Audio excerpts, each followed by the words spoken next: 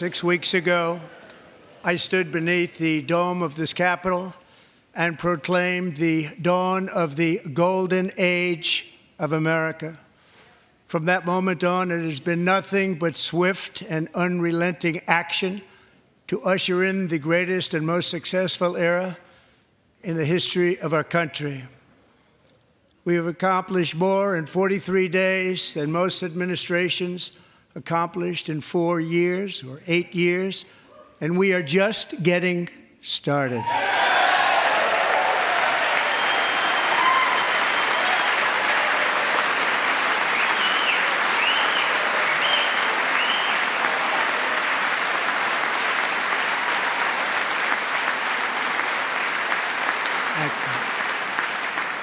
I return to this chamber tonight to report that America's momentum is back, our spirit is back, our pride is back, our confidence is back, and the American dream is surging bigger and better than ever before.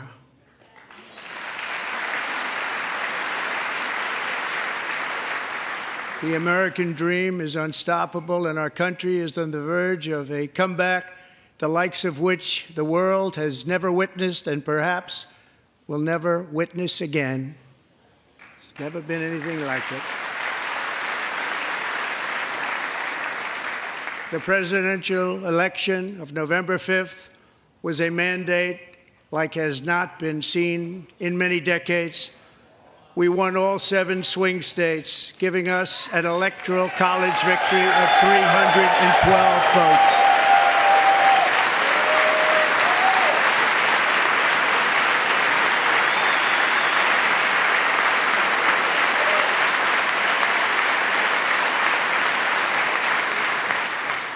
We won the popular vote by big numbers and won counties in our country.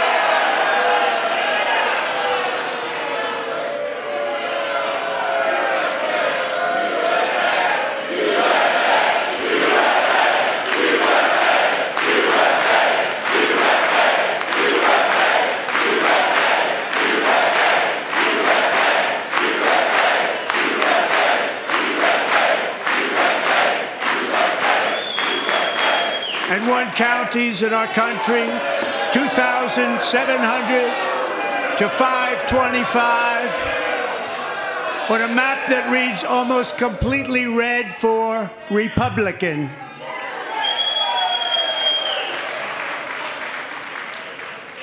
Now, for the first time in modern history, more Americans believe that our country is headed in the right direction than the wrong direction. In fact, it's an astonishing record, 27-point swing, the most ever.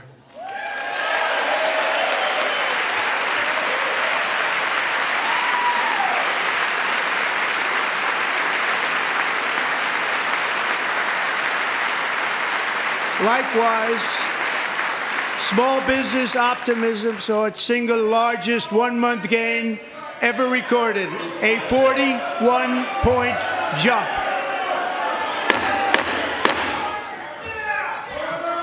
Members are directed to uphold and maintain decorum in the House and to cease any further disruptions. That's your warning.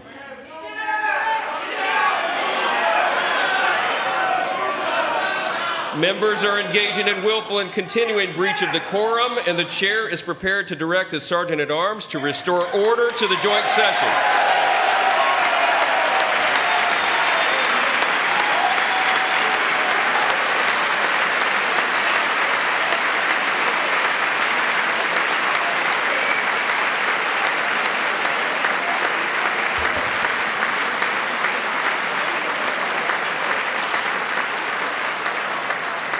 Mr. Green, take your seat. Take your seat, sir. Take your seat. Finding that members continue to engage in willful and concerted disruption of proper decorum, the chair now directs the Sergeant-at-Arms to restore order. Remove this gentleman from the chamber.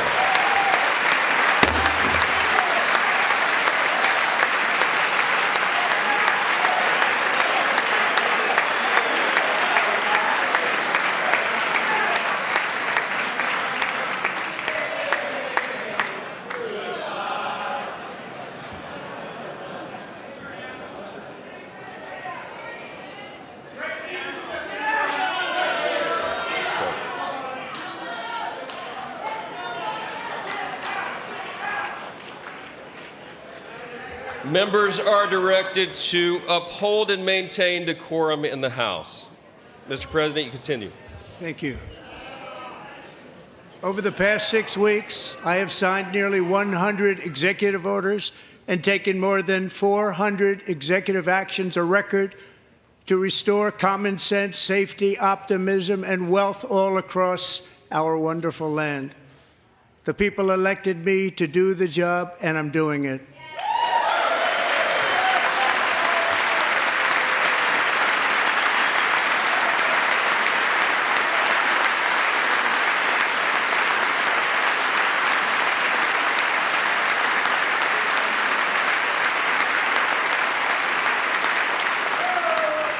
In fact, it has been stated by many that the first month of our presidency, it's our presidency, is the most successful in the history of our nation. By many.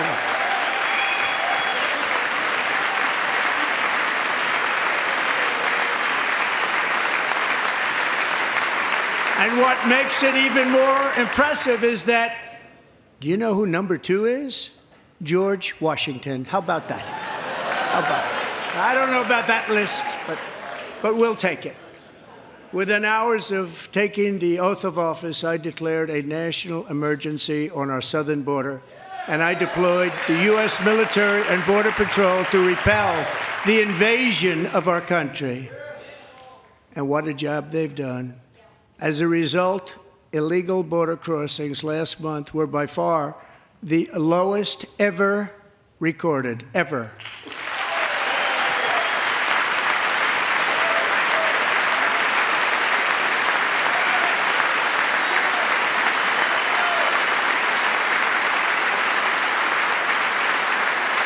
They heard my words and they chose not to come. Much easier that way.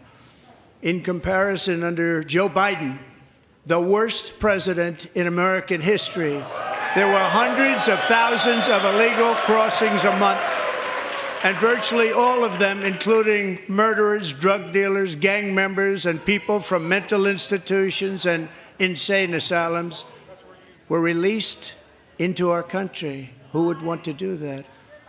This is my 5th such speech to Congress. And once again, I look at the Democrats in front of me, and I realize there is absolutely nothing I can say to make them happy or to make them stand or smile or applaud. Nothing I can do. I could find a cure to the most devastating disease, a disease that would wipe out entire nations, or announce the answers to the greatest economy in history, or the stoppage of crime to the lowest levels ever recorded. And these people sitting right here will not clap, will not stand, and certainly will not cheer for these astronomical achievements. They won't do it, no matter what. Five times I've been up here. It's very sad, and it just shouldn't be this way.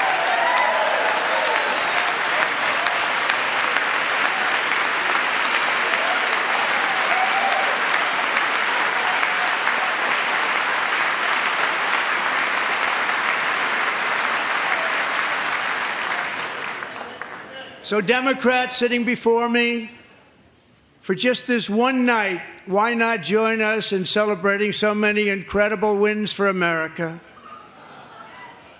For the good of our nation, let's work together and let's truly make America great again.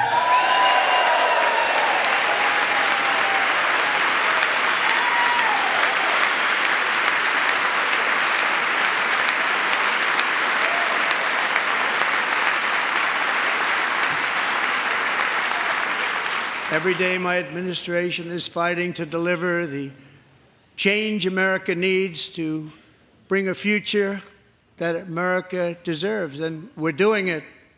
This is a time for big dreams and bold action.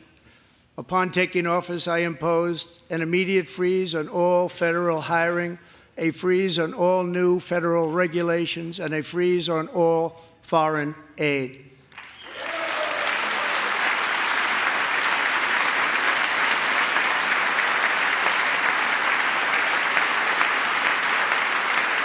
I terminated the ridiculous Green New Scam. I withdrew from the unfair Paris Climate Accord, which was costing us trillions of dollars that other countries were not paying. I withdrew from the corrupt World Health Organization.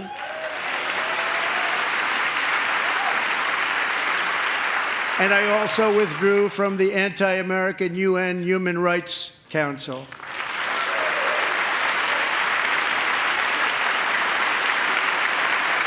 We ended all of Biden's environmental restrictions that were making our country far less safe and totally unaffordable.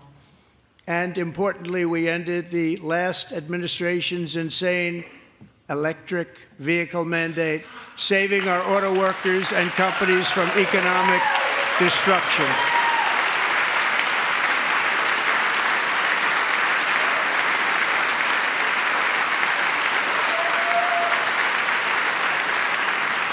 To unshackle our economy, I have directed that for every one new regulation, 10 old regulations must be eliminated, just like I did in my very successful first term.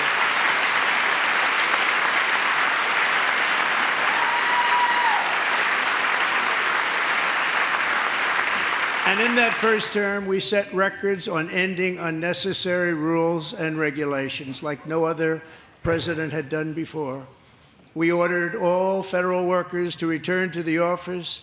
They will either show up for work in person or be removed from their job.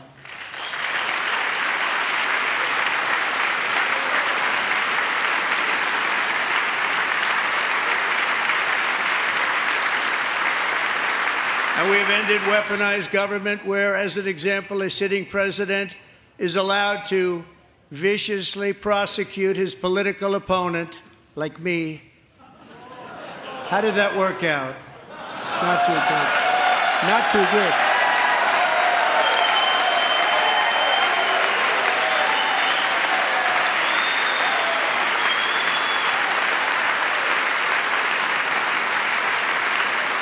And I have stopped all government censorship and brought back free speech in America. It's back.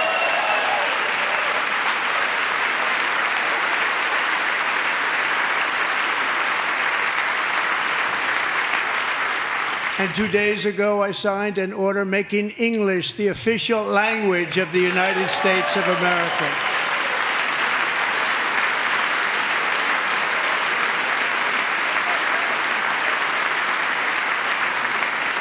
I renamed the Gulf of Mexico the Gulf of America.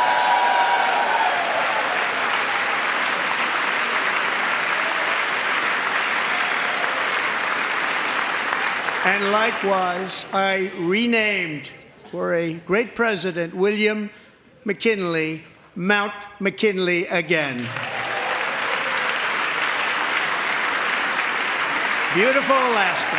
We love Alaska. We've ended the tyranny of so-called diversity, equity, and inclusion policies all across the entire federal government and indeed the private sector and our military. And our country will be woke no longer.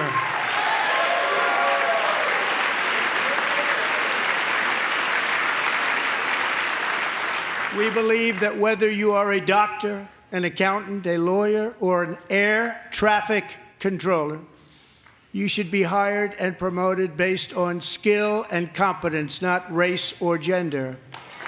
Very important.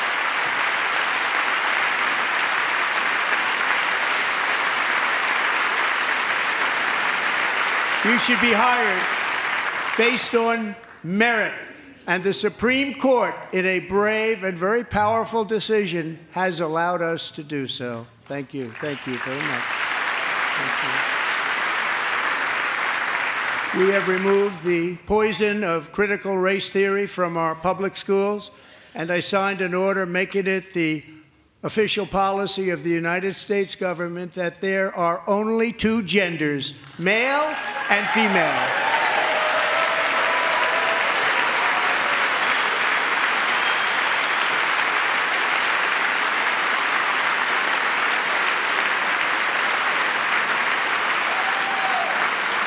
I also signed an executive order to ban men from playing in women's sports.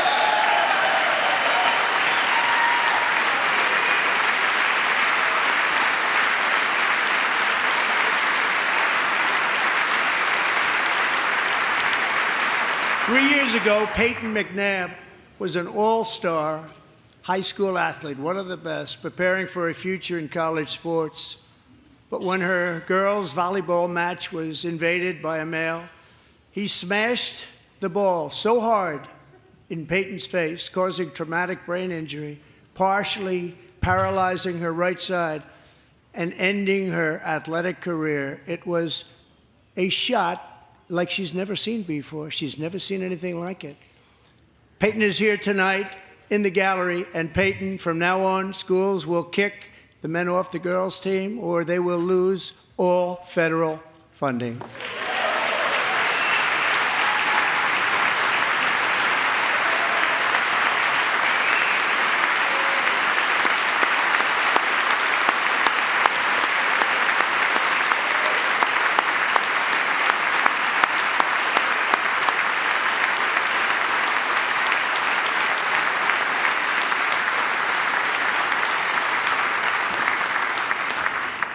And if you really want to see numbers, just take a look at what happened in the women's boxing, weightlifting, track and field, swimming, or cycling, where a male recently finished a long-distance race 5 hours and 14 minutes ahead of a woman for a new record by 5 hours.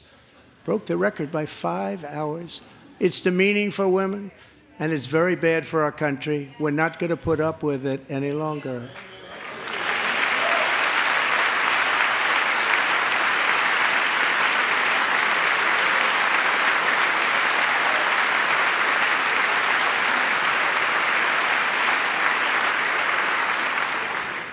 What I have just described is only a small fraction of the common sense revolution that is now, because of us, sweeping the entire world. Common sense has become a common theme, and we will never go back. Never. Never going to let that happen.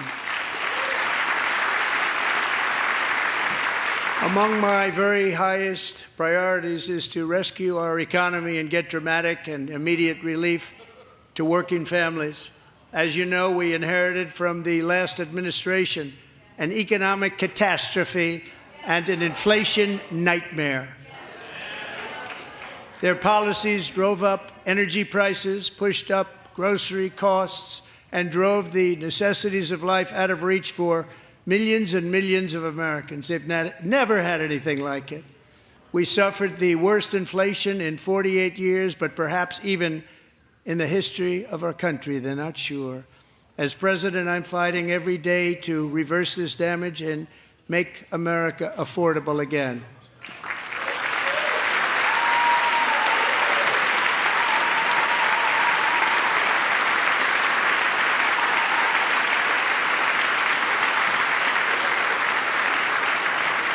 Joe Biden especially let the price of eggs get out of control.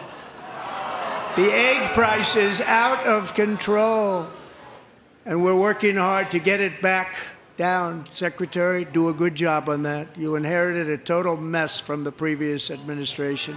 Do a good job.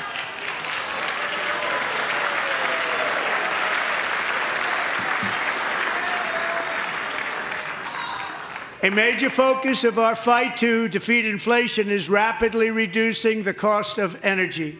The previous administration cut the number of new oil and gas leases by 95%, slowed pipeline construction to a halt, and closed more than 100 power plants. We are opening up many of those power plants right now.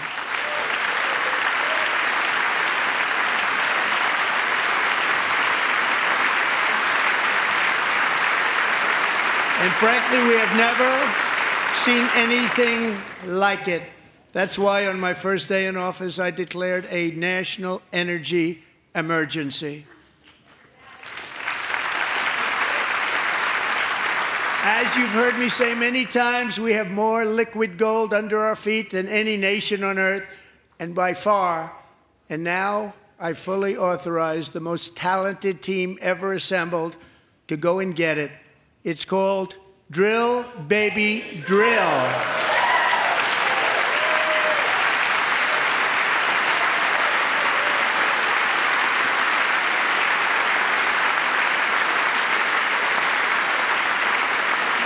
My administration is also working on a gigantic natural gas pipeline in Alaska, among the largest in the world, where Japan, South Korea, and other nations want to be our partner with investments of trillions of dollars each. There's never been anything like that one. It will be truly spectacular. It's all set to go. The permitting is gotten. And later this week, I will also take historic action to dramatically expand production of critical minerals and rare earths here in the USA.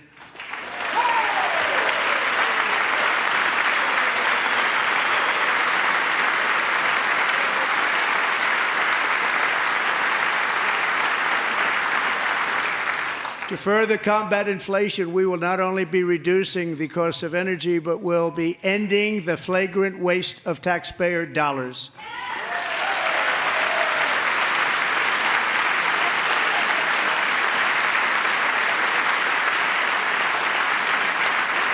And to that end, I have created the brand new Department of Government Efficiency, DOGE.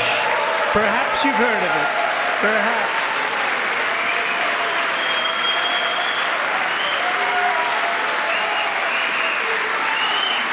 Which is headed by Elon Musk, who is in the gallery tonight.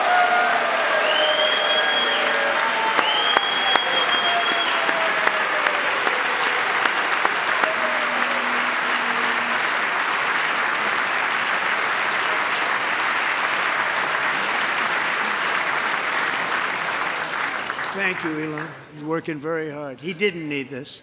He didn't need this. Thank you very much. We appreciate it. Everybody here, even this side, appreciates it, I believe. They just don't want to admit that. Just listen to some of the appalling waste we have already identified. $22 billion from HHS to provide free housing and cars for illegal aliens. $45 million for diversity, equity, and inclusion scholarships in Burma. $40 million to improve the social and economic inclusion of sedentary migrants. Nobody knows what that is. $8 million to promote LGBTQI+ in the African nation of Lesotho, which nobody has ever heard of.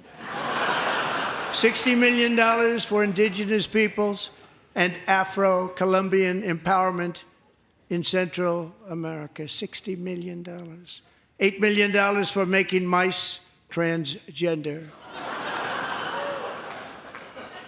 This is real.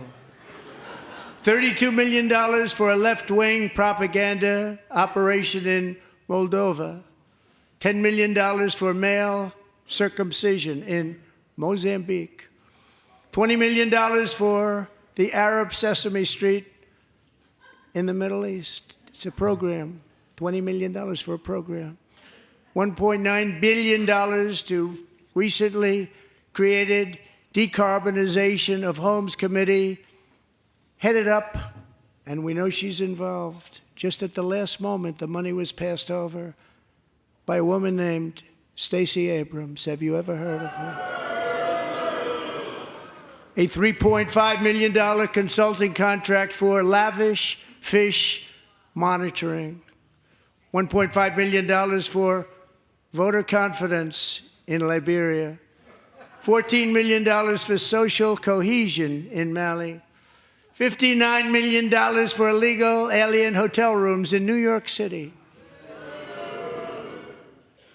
He's a real estate developer. He's done very well. $250,000 to increase vegan local climate action innovation in Zambia. $42 million for social and behavior change in Uganda. $14 million for improving public procurement in Serbia. $47 million for improving learning outcomes in Asia. Asia's doing very well with learning. We know what we're doing. We should use it ourselves. And $101 million for DEI contracts at the Department of Education, the most ever paid, nothing even like it. Under the Trump administration, all of these scams, and they're far worse, but I didn't think it was appropriate to talk about them. They're so bad.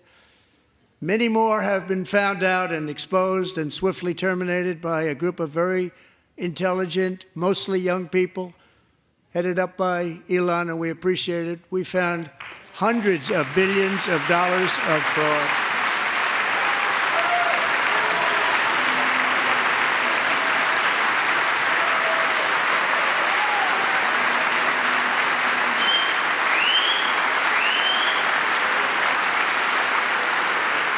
And we've taken back the money and reduced our debt to fight inflation and other things.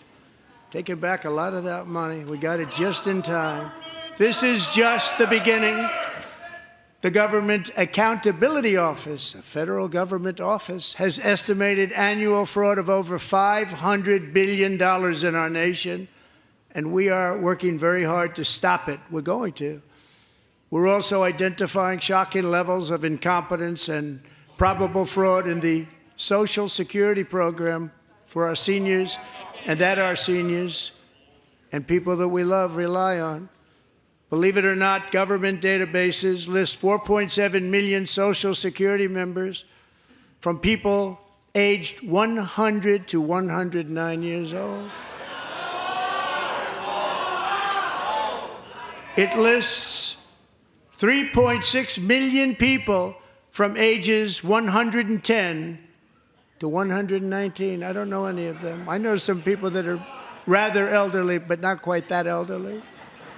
3.47 million people from ages 120 to 129. 3.9 million people from ages 130 to 139. 3.5 million people from ages 140 to 149. And money is being paid to many of them, and we're searching right now. In fact, Pam, good luck. Good luck. You're going to find it.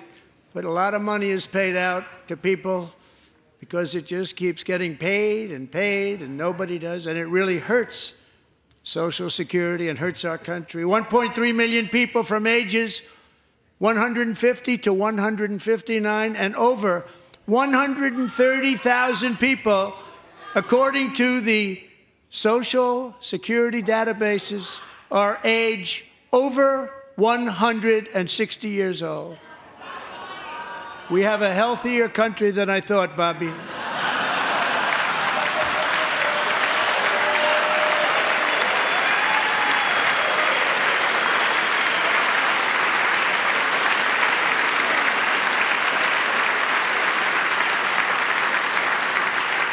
Including, to finish, 1,039 people between the ages of 220 and 229, one person between the age of 240 and 249, and one person is listed at 360 years of age.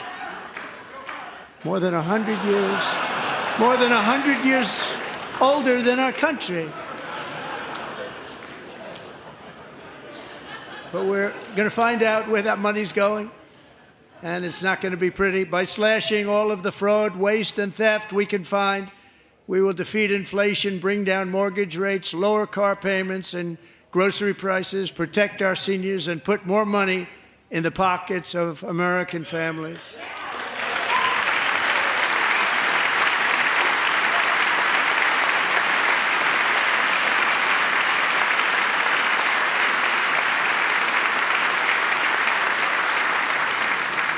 And today, interest rates took a beautiful drop, big, beautiful drop. It's about time.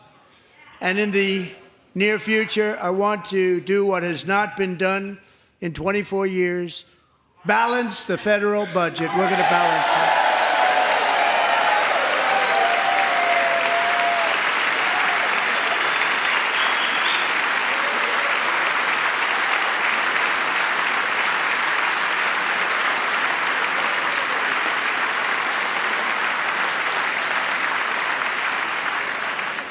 With that goal in mind, we have developed in great detail what we are calling the Gold Card, which goes on sale very, very soon. For $5 million, we will allow the most successful job-creating people from all over the world to buy a path to U.S. citizenship. It's like the green card, but better and more sophisticated. And these people will have to pay tax in our country. They won't have to pay tax from where they came. The money that they've made, you wouldn't want to do that, but they have to pay tax, create jobs. They'll also be taking people out of colleges and paying for them so that we can keep them in our country instead of having them being forced out. Number one, at the top school, as an example, being forced out and not being allowed to stay and create tremendous numbers of jobs and great success for a company out there. So while we take out the criminals, killers, traffickers, and child predators who are allowed to enter our country under the open border policy of these people, the Democrats, the Biden administration, the open border insane policies that you've allowed to destroy our country, we will now bring in brilliant, hardworking, job-creating people. They're going to pay a lot of money, and we're going to reduce our debt with that money.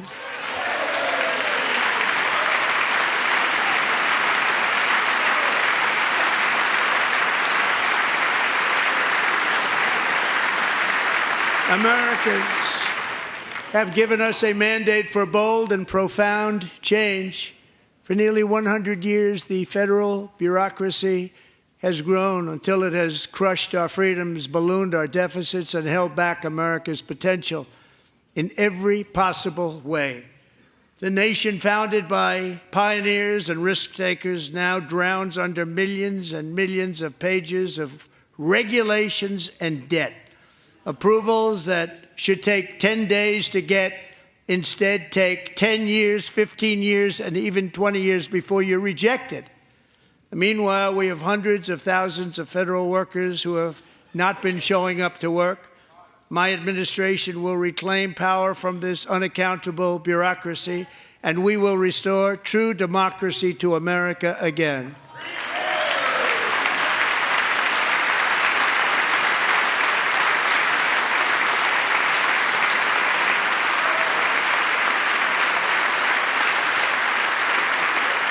And any federal bureaucrat who resists this change will be removed from office immediately.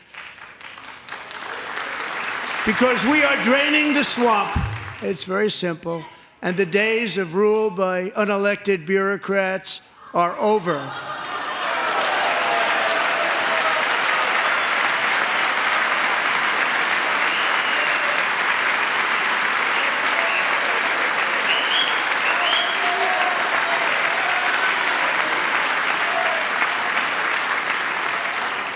And the next phase of our plan to deliver the greatest economy in history is for this Congress to pass tax cuts for everybody. They're in there. They're waiting for you to vote.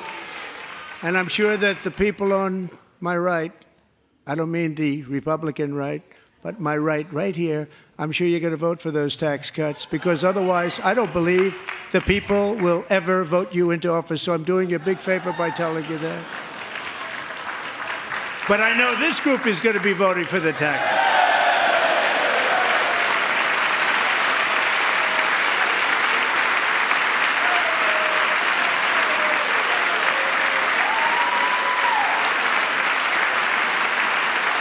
Thank you. It's a very, very big part of our plan. We had tremendous success in our first term with it. A very big part of our plan. We're seeking permanent income tax cuts all across the board. And to get urgently needed relief to Americans hit especially hard by inflation, I'm calling for no tax on tips, no tax on overtime, and no tax on Social Security benefits for our great seniors.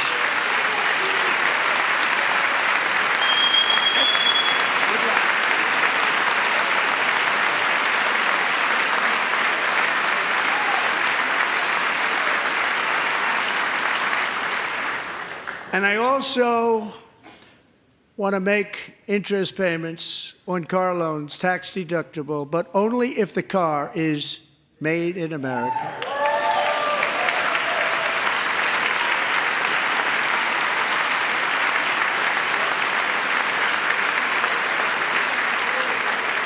And by the way, we're going to have growth in the auto industry like nobody's ever seen. Plants are opening up all over the place. Deals are being made. Never seen. That's a combination of the election win and tariffs. It's a beautiful word, isn't it? That, along with our other policies, will allow our auto industry to absolutely boom. It's going to boom.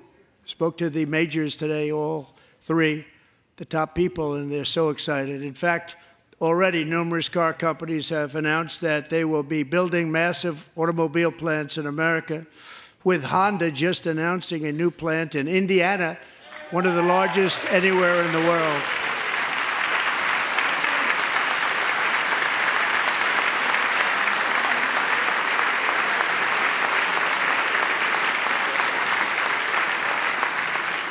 And this has taken place since our great victory on November 5th, a date which will hopefully go down as one of the most important in the history of our country.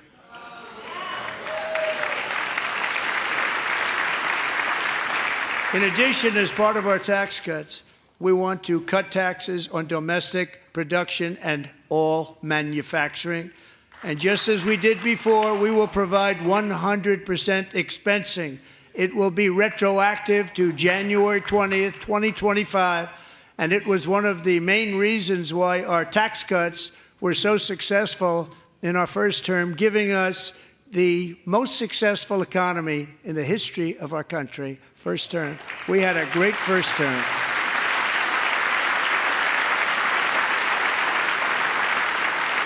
If you don't make your product in America, however, under the Trump administration, you will pay a tariff, and in some cases, a rather large one. Other countries have used tariffs against us for decades, and now it's our turn to start using them against those other countries. On average, the European Union, China, Brazil, India, Mexico, and Canada, have you heard of them? And countless other nations charge us tremendously higher tariffs than we charge them.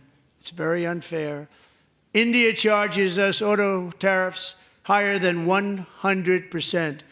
China's average tariff on our products is twice what we charge them. And South Korea's average tariff is 4 times higher. Think of that, 4 times higher. And we give so much help militarily and in so many other ways to South Korea. But that's what happens.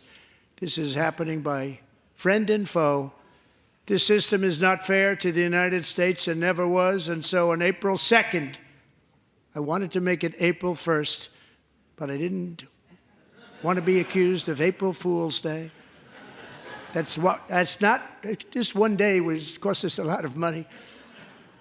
But we're going to do it in April. I'm a very superstitious person. April 2nd, reciprocal tariffs kick in. And whatever they tariff us, other countries, we will tariff them. That's reciprocal, back and forth. Whatever they tax us, we will tax them. If they do non-monetary tariffs to keep us out of their market, then we will do non-monetary barriers to keep them out of our market. There's a lot of that, too. They don't even allow us in their market. We will take in trillions and trillions of dollars and create jobs like we have never seen before. I did it with China, and I did it with others, and the Biden administration couldn't do anything about it because there was so much money they couldn't do anything about it.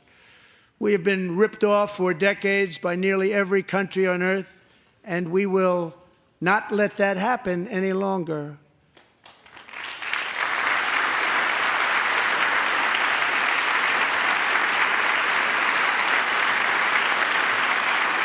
Much has been said over the last 3 months about Mexico and Canada, but we have very large deficits with both of them. But even more importantly, they've allowed fentanyl to come into our country at levels never seen before, killing hundreds of thousands of our citizens and many very young, beautiful people, destroying families. Nobody's ever seen anything like it. They are, in effect, receiving subsidies of hundreds of billions of dollars. We pay subsidies to Canada and to Mexico of hundreds of billions of dollars, and the United States will not be doing that any longer. We're not going to do it any longer.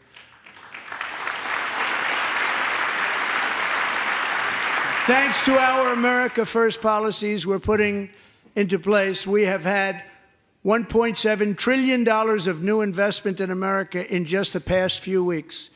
The combination of the election and our economic policies that people of SoftBank, one of the most brilliant anywhere in the world, announced a $200 billion investment. OpenAI and Oracle, Larry Ellison, announced $500 billion investment, which they wouldn't have done if Kamala had won. Apple announced $500 billion investment. Tim Cook called me. He said, I cannot spend it fast enough. It's going to be much higher than that, I believe. They'll be building their plants here instead of in China. And just yesterday, Taiwan Semiconductor, the biggest in the world, most powerful in the world, has a tremendous amount, 97% of the market, announced a $165 billion investment to build the most powerful chips on earth right here in the USA.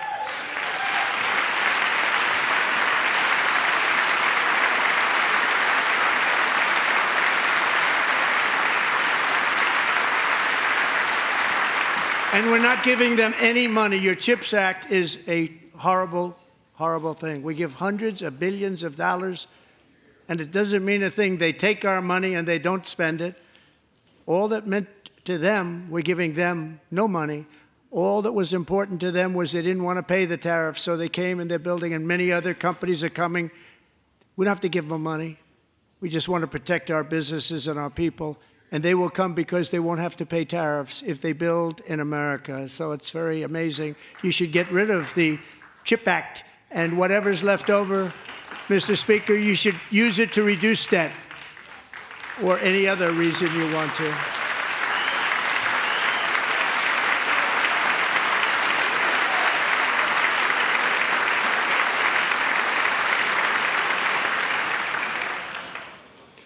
Our new trade policy will also be great for the American farmer. I love the farmer. Who will now be selling into our home market, the USA, because nobody is going to be able to compete with you. Because there's goods that come in from other countries and companies, they're really in a bad position in so many different ways. They're uninspected. They may be very dirty and disgusting, and they come in and they pour in, and they hurt our American farmers. The tariffs will go on agricultural product coming into America, and our farmers, starting on April 2nd, it may be a little bit of an adjustment period. We had that before when I made the deal with China, $50 billion of purchases, and I said, just bear with me, and they did. They did. Probably have to bear with me again, and this will be even better. That was great. The problem with it was that Biden didn't enforce it. He didn't enforce it. $50 billion of purchases, and we were doing great, but Biden did not enforce it, and it hurt our farmers. But our farmers are going to have a field day right now. So to our farmers, have a lot of fun. I love you too. I love you too. It's all going to happen.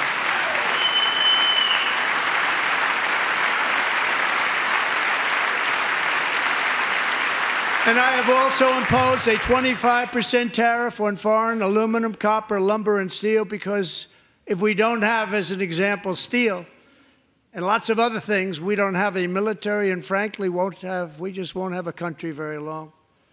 Here today is a proud American steelworker, fantastic person from Decatur, Alabama, Jeff Denard.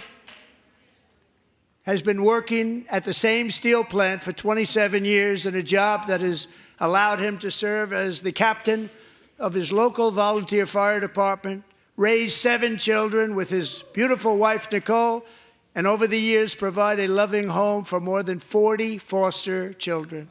So great, Jeff.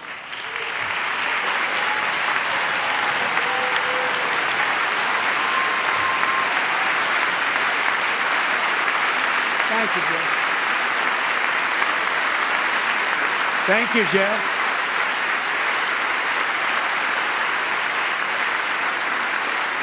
Stories like Jeff's remind us that tariffs are not just about protecting American jobs. They're about protecting the soul of our country. Tariffs are about making America rich again and making America great again, and it's happening, and it will happen rather quickly. There'll be a little disturbance, but we're okay with that. It won't be much. No, you're not. Oh. And look where Biden took us, very low, the lowest we've ever been. Jeff, I want to thank you very much. And I also want to recognize another person who has devoted herself to foster care community. She works so hard on it. A very loving person, our magnificent First Lady of the United States.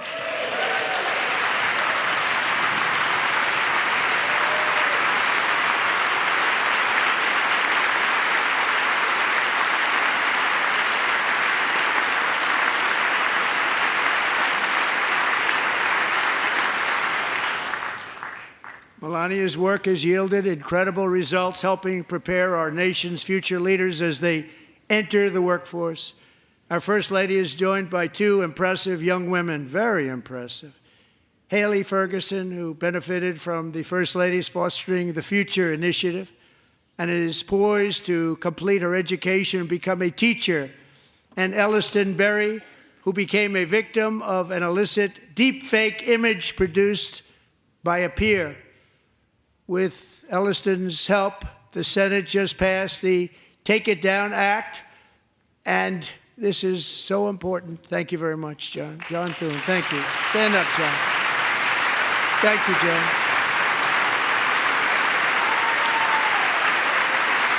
Thank you all very much.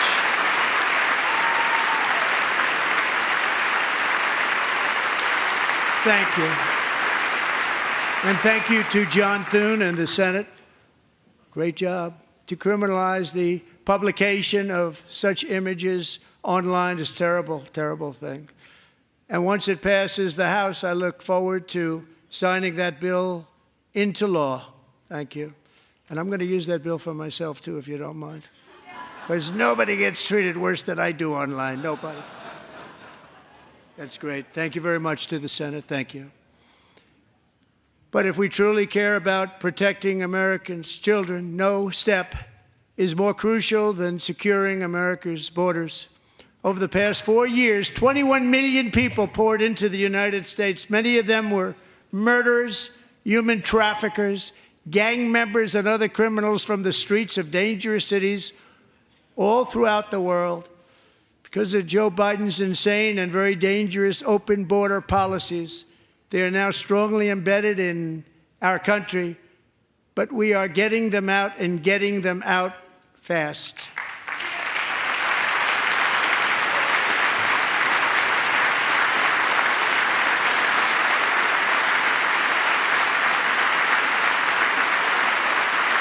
And I want to thank Tom Homan and Christy. I want to thank you and Paul of Border Patrol.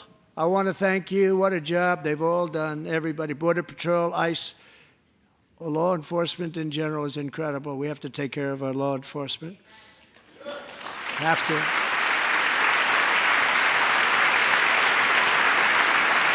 Last year,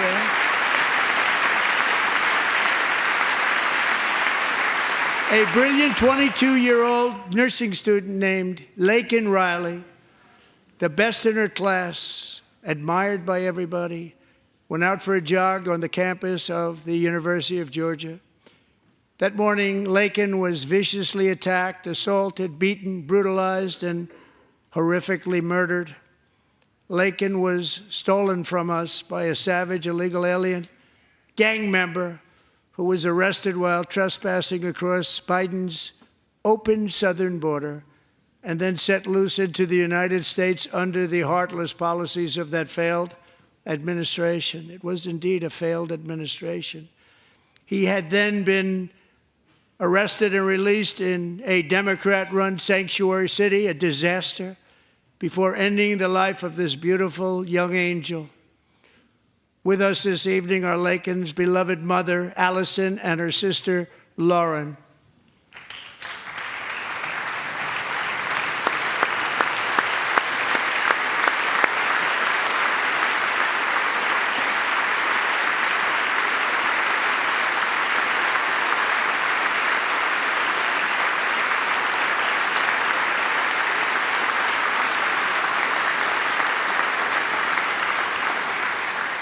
Last year, I told Laken's grieving parents that we would ensure their daughter would not have died in vain.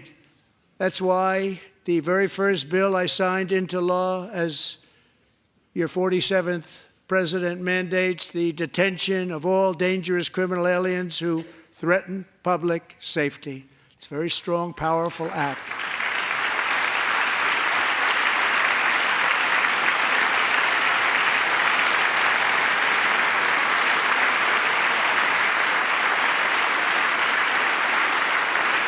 It's called the Laken-Riley Act. So Allison and Lauren, America will never, ever forget our beautiful Laken Hope Riley.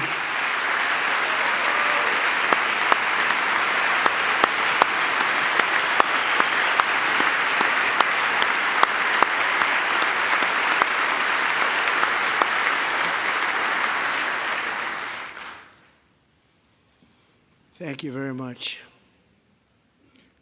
Since taking office, my administration has launched the most sweeping border and immigration crackdown in American history, and we quickly achieved the lowest numbers of illegal border crossers ever recorded. Thank you.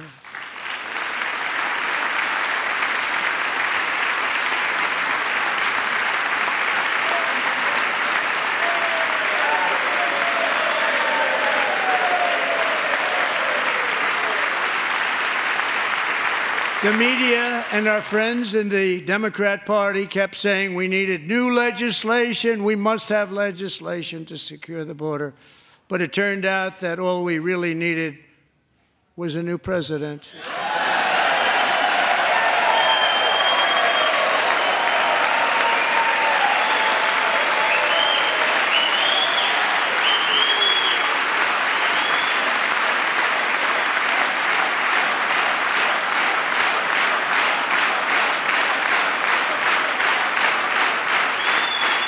Thank you. Joe Biden didn't just open our borders, he flew illegal aliens over them to overwhelm our schools, hospitals, and communities throughout the country. Entire towns like Aurora, Colorado, and Springfield, Ohio, buckled under the weight of the migrant occupation and corruption like nobody's ever seen before. Beautiful towns destroyed. Now, just as I promised in my inaugural address, we are achieving the great liberation of America.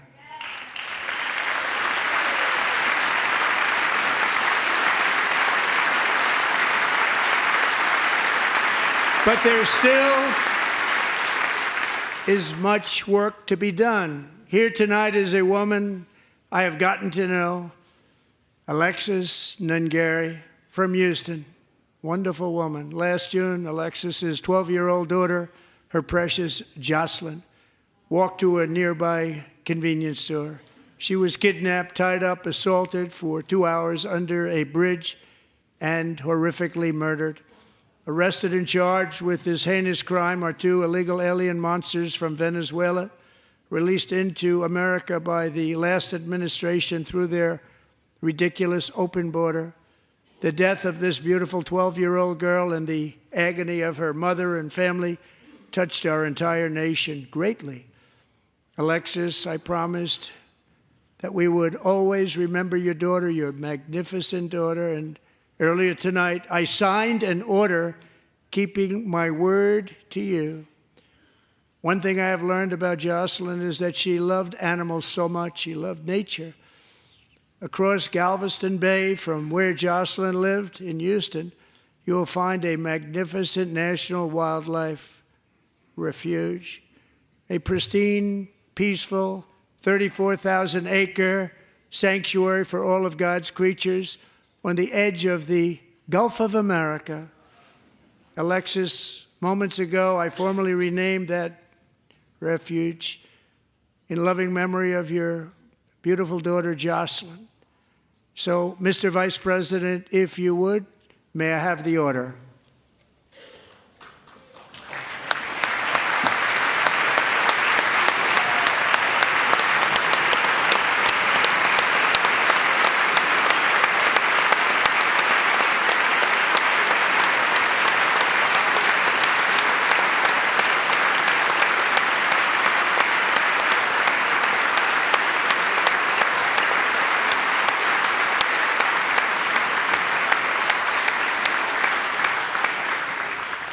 Thank you very much. All three savages charged with Jocelyn and Lakin's murders were members of the Venezuelan prison gang, the toughest gang, they say, in the world, known as Tren de Aragua. 2 weeks ago, I officially designated this gang, along with MS-13 and the bloodthirsty Mexican drug cartels, as foreign terrorist organizations.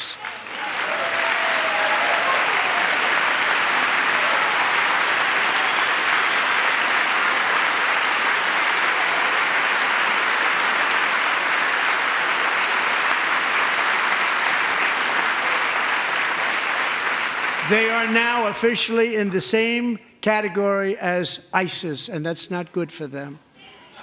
Countless thousands of these terrorists were welcomed into the U.S. by the Biden administration. But now every last one will be rounded up and forcibly removed from our country, or, if they're too dangerous, put in jails, standing trial in this country, because we don't want them to come back ever.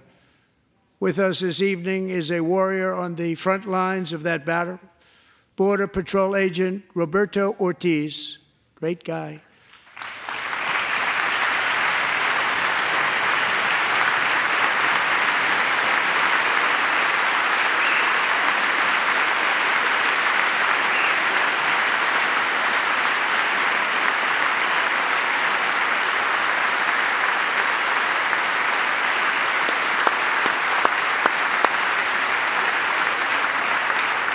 In January, Roberto and another agent were patrolling by the Rio Grande near an area known as Cartel Island. Doesn't sound too nice to me. When heavily armed gunmen started shooting at them, Roberto saw that his partner was totally exposed, at great danger, and he leapt into action, returning fire and providing crucial seconds for his fellow agent to seek safety, just barely. I have some of the prints of that event, and it was not good. Agent Ortiz, we salute you for your great courage and for your line of fire that you took and for the bravery that you showed. We honor you, and we will always honor you. Thank you, Roberto, very much.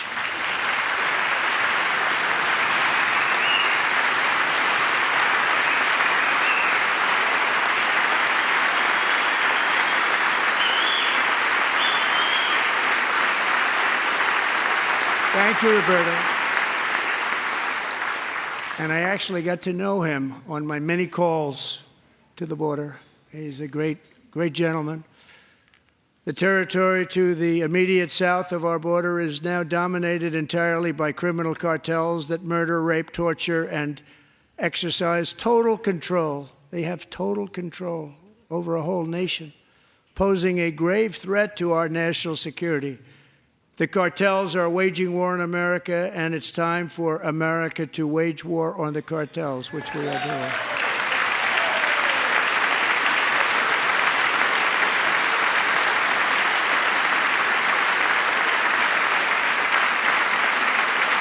Five nights ago, Mexican authorities, because of our tariff policies being imposed on them, think of this, handed over to us 29 of the biggest cartel leaders in their country. That has never happened before. They want to make us happy. First time ever. But we need Mexico and Canada to do much more than they've done, and they have to stop the fentanyl and drugs pouring into the USA. They're going to stop it. I have sent Congress a detailed funding request laying out exactly how we will eliminate these threats to protect our homeland and complete the largest deportation operation in American history, larger even than current record holder, President Dwight D. Eisenhower, a moderate man, but someone who believed very strongly in borders.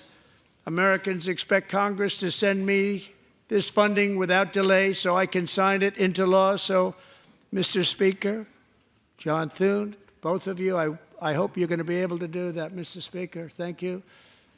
Mr. Leader, thank you. Thank you very much. And let's get it to me. I'll sign it so fast, you won't even believe it.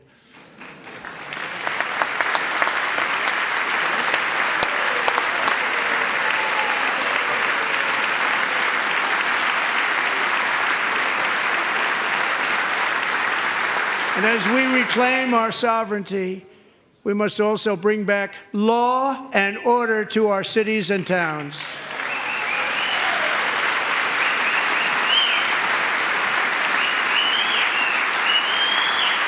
In recent years, our justice system has been turned upside down by radical left lunatics. Many jurisdictions virtually ceased enforcing the law against dangerous repeat offenders while weaponizing law enforcement against political opponents like me. My administration has acted swiftly and decisively to restore fair, equal, and impartial justice under the constitutional rule of law, starting at the FBI and the DOJ. Pam, good luck. Cash, wherever you may be, good luck. Good luck. Pam Bondi, good luck. So important. Going to do a great job. Cash, thank you. Thank you, Cash.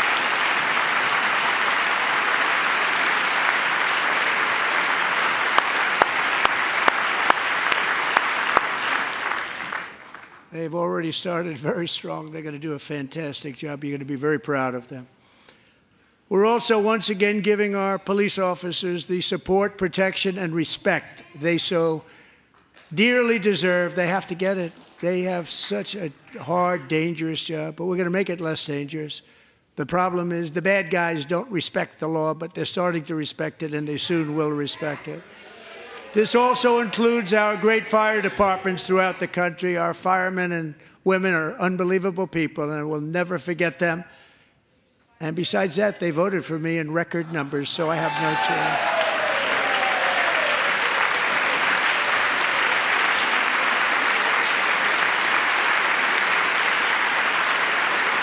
1 year ago this month, 31-year-old New York police officer Jonathan Diller, unbelievably wonderful person and a great officer, was gunned down at a traffic stop on Long Island. I went to his funeral. The vicious criminal charged with his murder had 21 prior arrests, and they were rough arrests, too. He was a real bad one.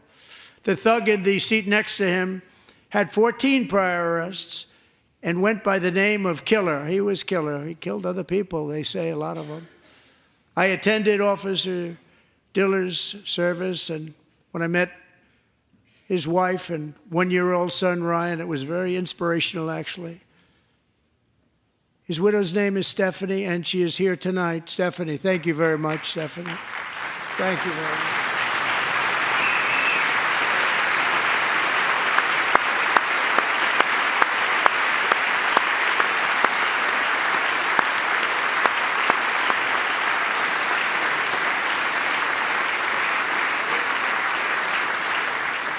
Stephanie, we're going to make sure that Ryan knows his dad was a true hero, New York's finest, and we're going to get these cold-blooded killers and repeat offenders off our streets, and we're going to do it fast. Got to stop it.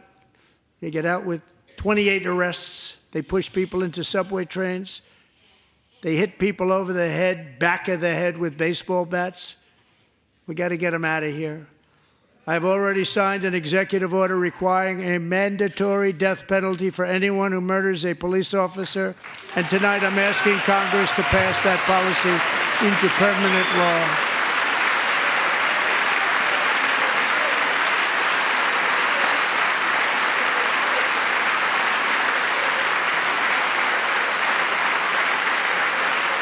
I'm also asking for a new crime bill getting tough on repeat offenders while enhancing protections for America's police officers so they can do their jobs without fear of their lives being totally destroyed. They don't want to be killed.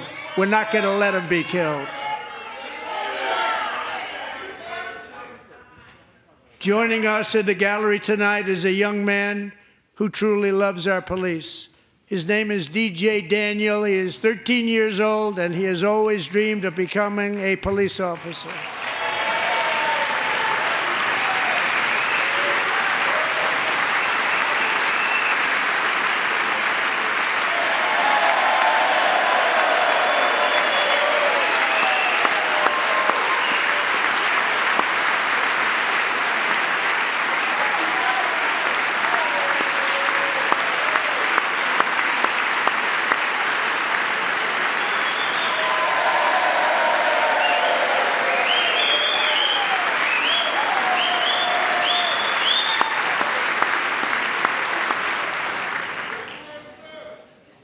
But in 2018, DJ was diagnosed with brain cancer.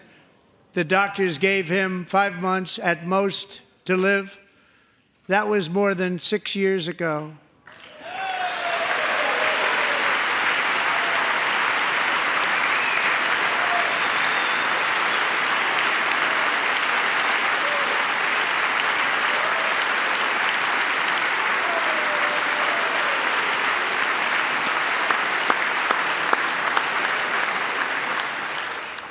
Since that time, DJ and his dad have been on a quest to make his dream come true, and DJ has been sworn in as an honorary law enforcement officer, actually a number of times. The police love him, the police departments love him.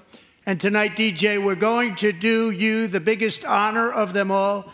I am asking our new Secret Service Director, Sean Curran, to officially make you an agent of the United States Secret Service.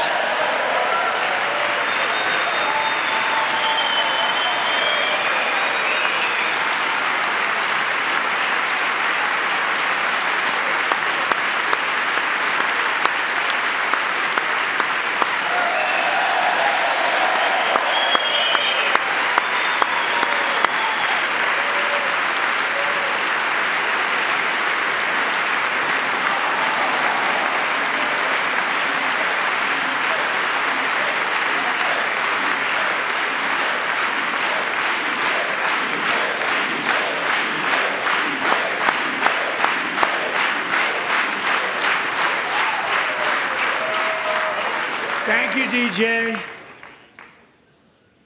DJ's doctors believe his cancer likely came from a chemical he was exposed to when he was younger. Since 1975, rates of child cancer have increased by more than 40%. Reversing this trend is one of the top priorities for our new Presidential Commission to Make America Healthy Again, chaired by our new Secretary of Health and Human Services, Robert F. Kennedy, Jr.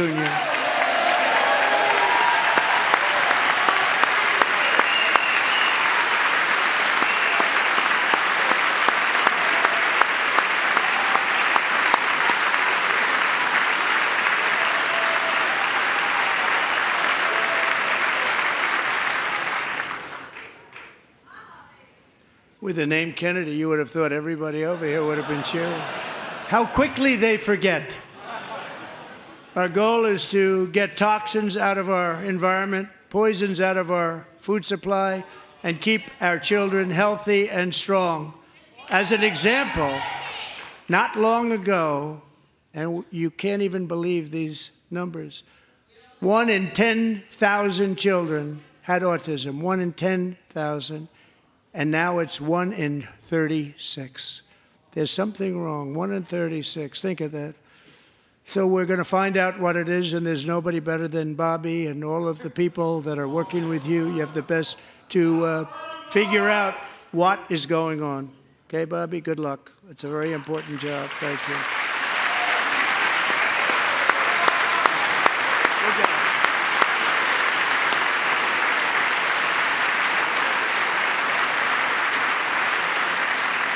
Thank you.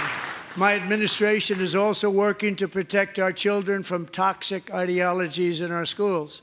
A few years ago, January, Littlejohn and her husband discovered that their daughter's school had secretly, socially transitioned their 13-year-old little girl. Teachers and administrators conspired to deceive January and her husband while encouraging her daughter to use a new name and pronouns. They, them pronoun, actually, all without telling January, who is here tonight and is now a courageous advocate against this form of child abuse. January, thank you. Thank you. Thank you very much.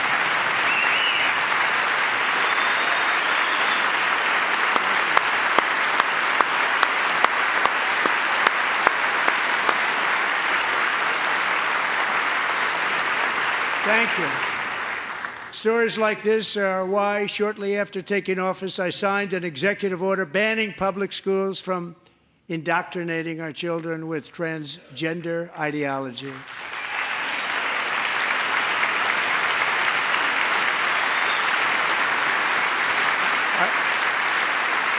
I also signed an order to cut off all taxpayer funding to any institution that engages in the sexual mutilation of our youth.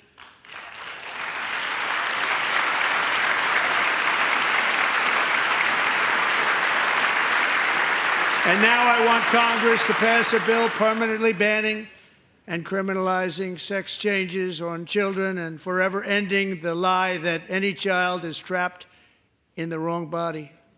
This is a big lie.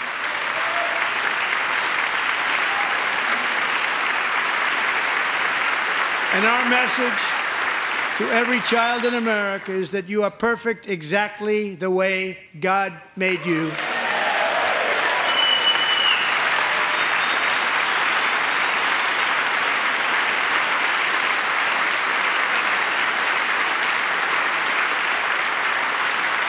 Because we're getting wokeness out of our schools and out of our military, and it's already out, and it's out of our society. We don't want it. Wokeness is trouble. Wokeness is bad. It's gone. It's gone. And we feel so much better for it, don't we? Don't we feel better? Our service members won't be activists and ideologues. They will be fighters and warriors. They will fight for our country. And Pete, congratulations. Secretary of Defense, congratulations.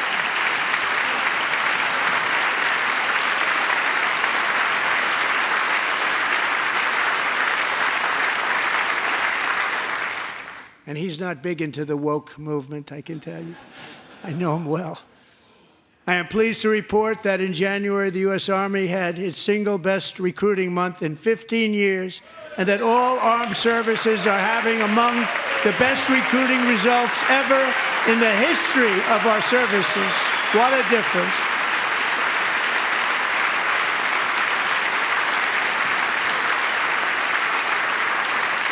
And you know, it was just a few months ago where the results were exactly the opposite. We couldn't recruit anywhere. We couldn't recruit.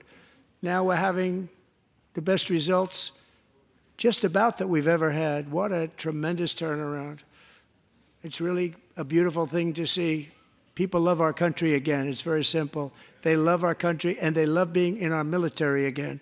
So it's a great thing, and thank you very much. Great job. Thank you.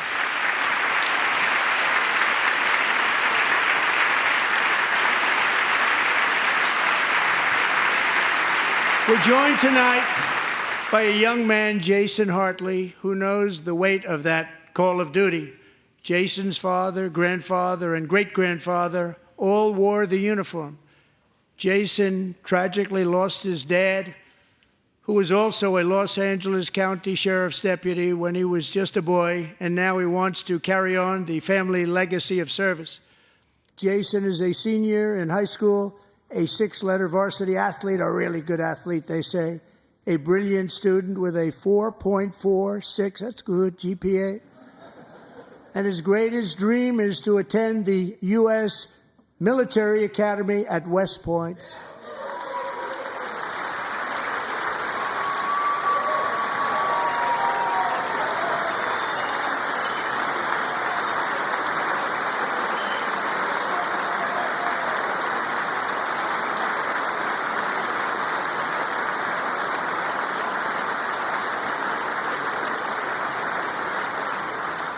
And Jason, that's a very big deal getting in. That's a hard one to get into. But I'm pleased to inform you that your application has been accepted.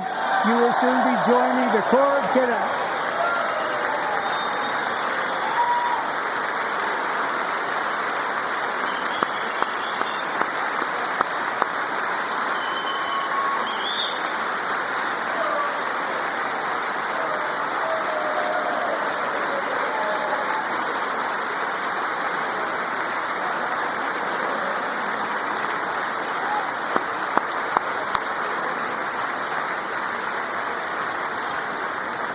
Thank you.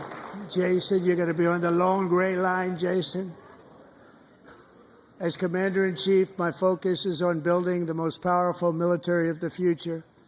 As a first step, I'm asking Congress to fund a state-of-the-art Golden Dome missile defense shield to protect our homeland, all made in the USA.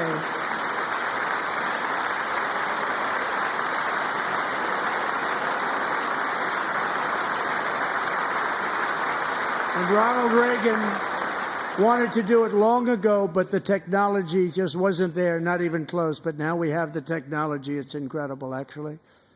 And other places, they have it. Israel has it. Other places have it. And the United States should have it too. Right, Tim? Right?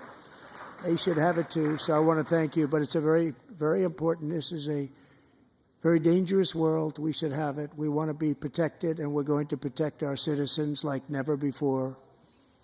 To boost our defense industrial base, we are also going to resurrect the American shipbuilding industry, including commercial shipbuilding and military shipbuilding.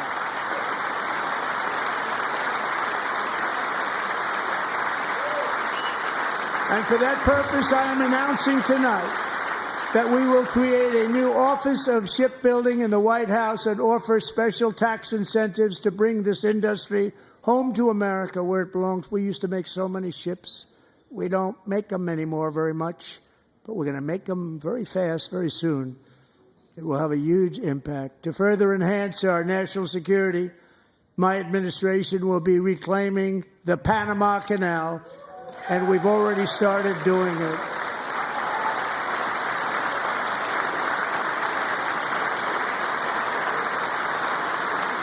Just today, a large American company announced they are buying both ports around the Panama Canal and lots of other things having to do with the Panama Canal and a couple of other canals.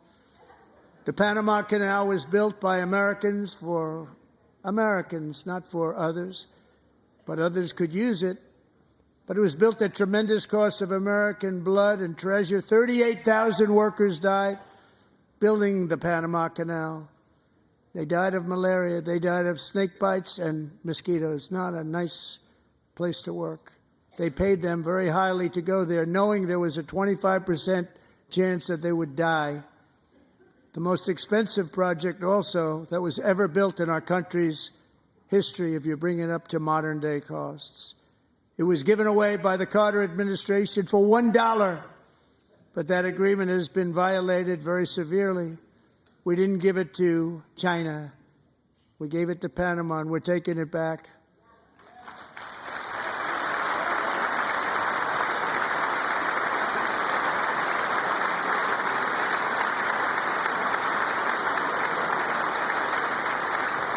And we have Marco Rubio in charge. Good luck, Marco. Now, we know who to blame if anything goes wrong. Marco's been amazing, and he's going to do a great job. Think of it. He got 100 votes. You know, he was approved with actually 99, but the 100th was this gentleman, and I feel very certain. So let's assume he got 100 votes, and I'm either very, very happy about that or I'm very concerned about it. But he's already proven. I mean, he's a great gentleman. He's respected by everybody, and we appreciate you voting for Marco. He's going to do a fantastic job. Thank you. Thank you. He's doing a great job. Great job. And I also have a message tonight for the incredible people of Greenland. We strongly support your right to determine your own future.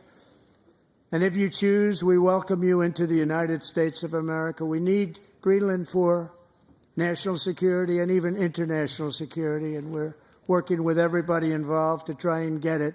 But we need it really for international world security, and I think we're going to get it. One way or the other, we're going to get it. We will keep you safe. We will make you rich, and together we will take Greenland to heights like you have never thought possible before. It's a very small population, but very, very large piece of land and very, very important for military security. America is once again standing strong against the forces of radical Islamic terrorism.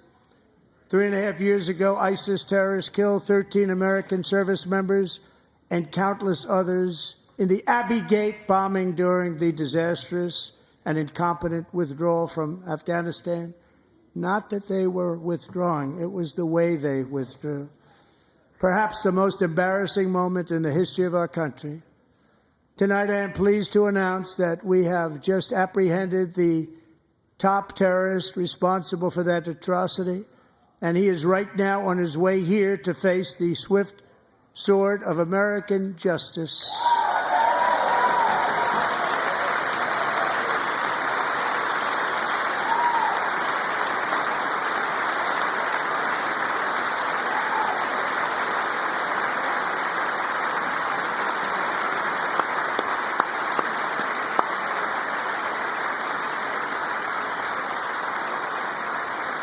And I want to thank especially the government of Pakistan for helping arrest this monster.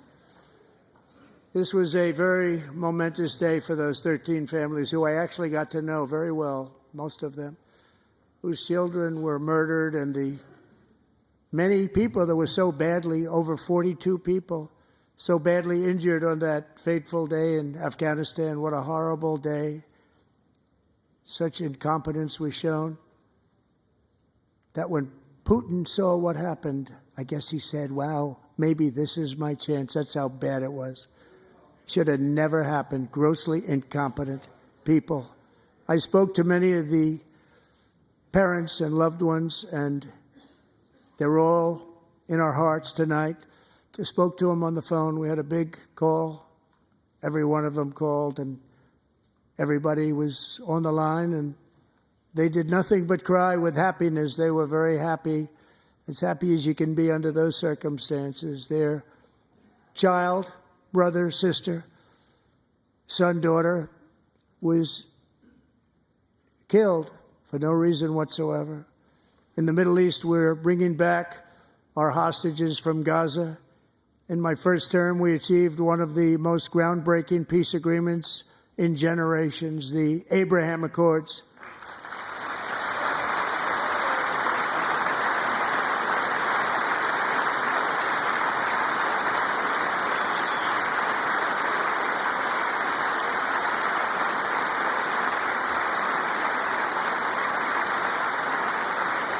And now we're going to build on that foundation to create a more peaceful and prosperous future for the entire region. A lot of things are happening in the Middle East. People have been talking about that so much lately with everything going on with Ukraine and Russia. But a lot of things are happening in the Middle East. It's a rough neighborhood, actually. I'm also working tirelessly to end the savage conflict in Ukraine. Millions of Ukrainians and Russians have been needlessly killed or wounded in this horrific and brutal conflict with no end in sight. The United States has sent hundreds of billions of dollars to support Ukraine's defense, with no security, with no anything.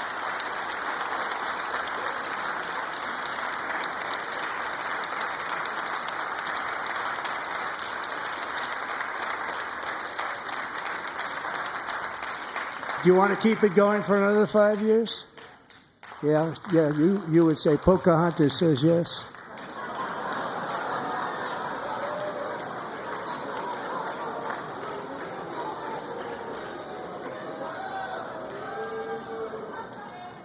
$2,000 people are being killed every single week. More than that. They're Russian young people. They're Ukrainian young people. They're not Americans. But I want it to stop. Meanwhile, Europe has sadly spent more money buying Russian oil and gas than they have spent on defending Ukraine, by far. Think of that. They've spent more buying Russian oil and gas than they have defending. And we've spent perhaps $350 billion, like taking candy from a baby. That's what happened. And they've spent $100 billion. What a difference that is. And we have an ocean separating us, and they don't. But we're getting along very well with them, and lots of good things are happening. Biden has authorized more money in this fight than Europe has spent by billions and billions of dollars. It's hard to believe that they wouldn't have stopped it and said, at some point, come on, let's equalize. You got to be equal to us. But that didn't happen. Earlier today, I received an important letter from President Zelensky of Ukraine. The letter reads, Ukraine is ready to come to the negotiating table as soon as possible to bring lasting peace closer. Nobody wants peace more than the Ukrainians, he said. My team and I stand ready to work under President Trump's strong leadership to get a peace that lasts. We do really value how much America has done to help Ukraine maintain its sovereignty and independence. Regarding the agreement on minerals and security, Ukraine is ready to sign it at any time that is convenient for you. I appreciate that he sent this letter, just got it a little while ago. Simultaneously, we've had serious discussions with Russia and have received strong signals that they are ready for peace. Wouldn't that be beautiful? Wouldn't that be beautiful?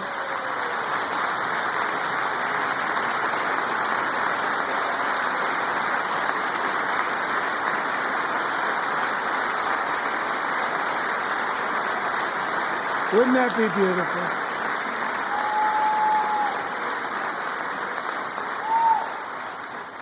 It's time to stop this madness. It's time to halt the killing. It's time to end this senseless war.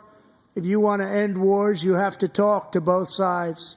Nearly 4 years ago, amid rising tensions, a history teacher named Mark Fogel was detained in Russia and sentenced to 14 years in a penal colony. Rough stuff. The previous administration barely lifted a finger to help him. They knew he was innocent, but they had no idea where to begin. But last summer, I promised his 95-year-old mother, Malphine, that we would bring her boy safely back home. After 22 days in office, I did just that, and they are here tonight.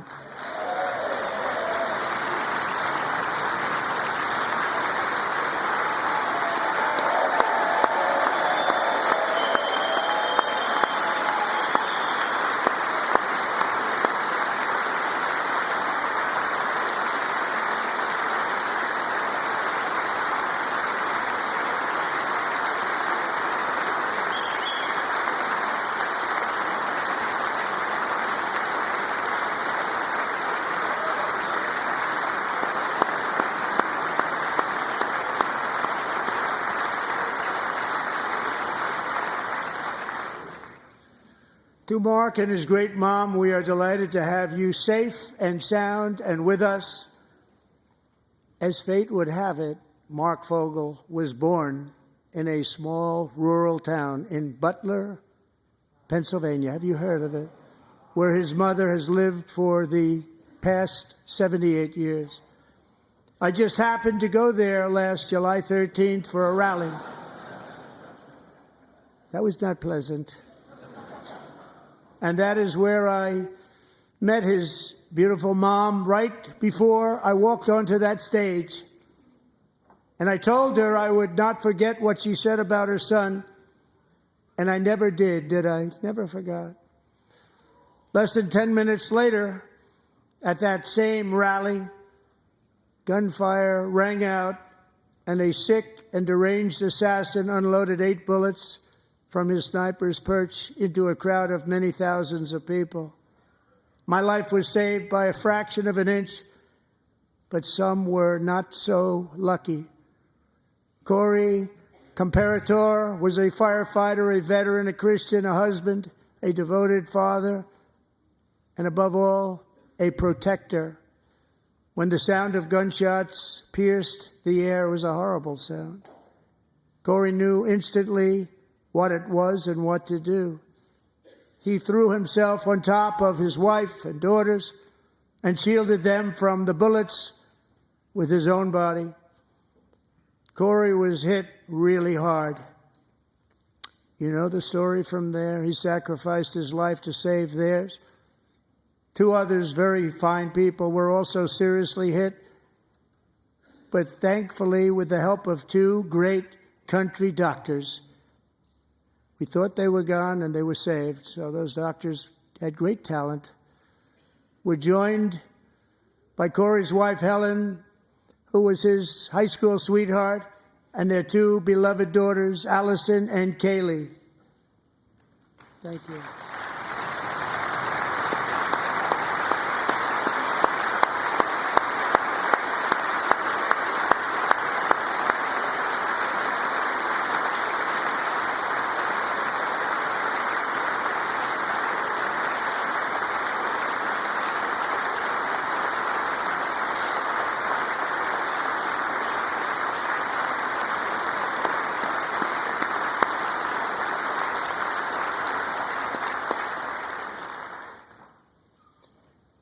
To Helen, Allison, and Kaylee, Corey is looking down on his three beautiful ladies right now, and he is cheering you on. He loves you. He is cheering you on. Corey was taken from us much too soon, but his destiny was to leave us all with a shining example of the selfless devotion of a true American patriot. It was love like Corey's that built our country, and it's love like Corey's that is going to make our country more majestic than ever before. I believe that my life was saved that day in Butler for a very good reason. I was saved by God to make America great again. I believe that. Thank you. Thank you.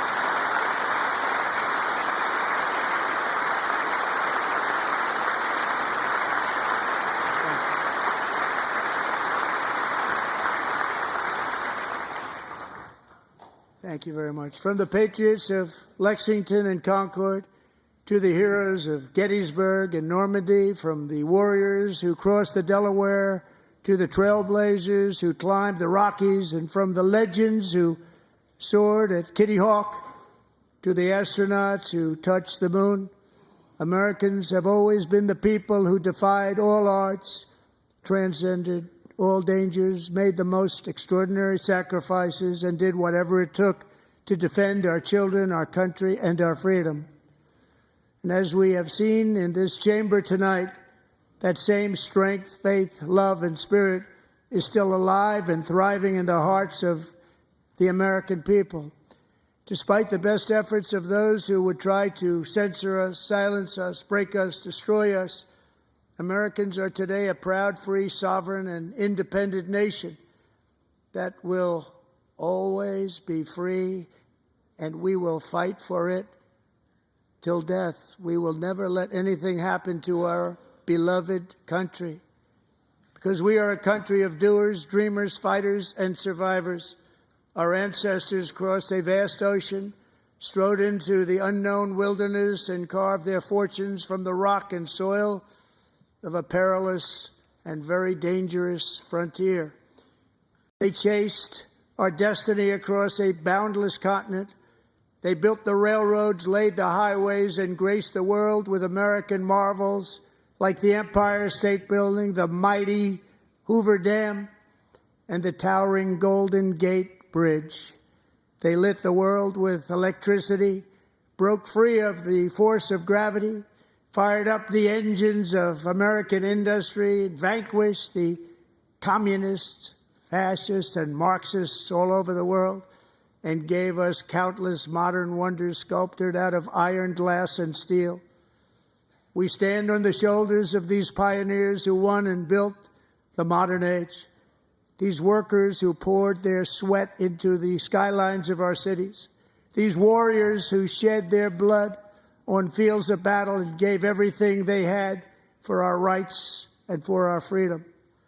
Now it is our time to take up the righteous cause of American liberty. And it is our turn to take America's destiny into our own hands and begin the most thrilling days in the history of our country. This will be our greatest era.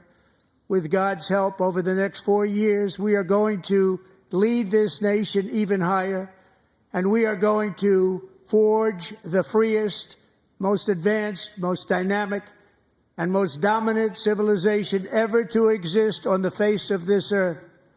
We are going to create the highest quality of life, build the safest and wealthiest and healthiest and most vital communities anywhere in the world.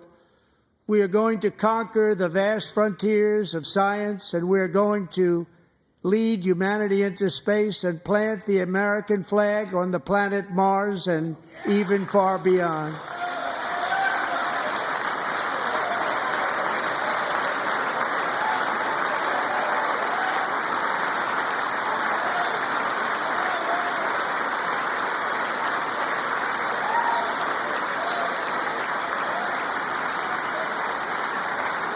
And through it all, we are going to rediscover the unstoppable power of the American spirit. And we are going to renew unlimited promise of the American dream. Every single day, we will stand up and we will fight, fight, fight for the country our citizens believe in and for the country our people deserve.